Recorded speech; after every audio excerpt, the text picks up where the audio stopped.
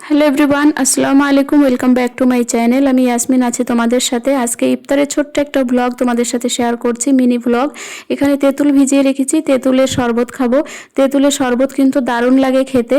আর এখানে যে ছোলার যে চাট আমরা তৈরি করি সেটার জন্য আমি কেটে রেখেছি এখানে শসা, কটা ছোলা ভিজিয়ে রেখেছিলাম সেটা নিয়েছি। আর এখানে কিছু ফল কাটা আছে আর টমেটো কেটে রেখেছি, সেটা আমি ছোলার মধ্যে দেব। আর আমি আগে থেকে কি করি, পানির মধ্যে চিনিটা মিশিয়ে রাখি যাতে শরবত করার সময় আমার বেশি মেহনত না করতে হয় আর সময়টাও বেঁচে যায়। তো বেশিক্ষণ আগে ভিজিয়ে রাখলে কি হয়, চিনি আর পানি খুব ভালোভাবে মেল্ট হয়ে যায়।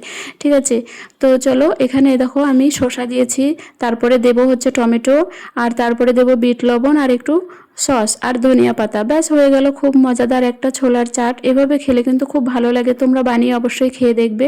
আর তবে হ্যাঁ, চাট মশলা যদি তোমাদের বাড়িতে থেকে থাকে সেটা অবশ্যই দেবে, ওটাও খেতে খুবই ভালো লাগে। আমার কাছে যেহেতু ওটা অ্যাভেলেবেল নেই, আমি হামেশা কিন্তু চাট মশলা আমার ঘরে থাকে, কিন্তু এবারেই আমি সেগুলো রাখছি না। তবে ধীরে ধীরে সব কিছুই আবার হয়ে যাবে আগের মতোই। আগে তোমরা আমার ভিডিওতে দেখেছো আমি কত সুন্দর সুন্দর রেসিপি করতাম, রান্না করতাম, সেগুলো আবার তোমরা পেয়ে যাবে। একটু আমাকে আর একটু সময় দাও তোমরা। তো ব্যাস, আজকের যে ইফতার আয়োজনটা এটাও কিন্তু খুবই দারুণ ছিল। তেঁতুলের শরবত আর এই যে এই চাট ছিল,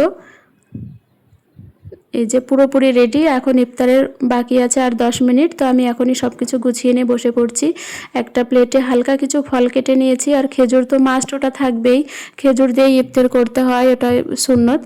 আর হচ্ছে ওই পাশে যেটা দেখলে প্রথমে, ওটা হচ্ছে সরভাজা বলে। আমার হাজব্যান্ড বলে কি ওটা নাকি খেতে খুবই দারুণ টেস্টি। তো আজকে ও নিয়ে এসছে আমাকে খাওয়াবে সেই জন্য। তবে আমি খাবো, খেয়ে দেখবো ওটা কেমন টেস্ট লাগে আর কি। সরভাজা আমি তো কোনোদিন এর আগে খাইনি। এই যে এই জিনিসটা, এটা বলছে কি খুবই টেস্টি লাগে নাকি খেতে।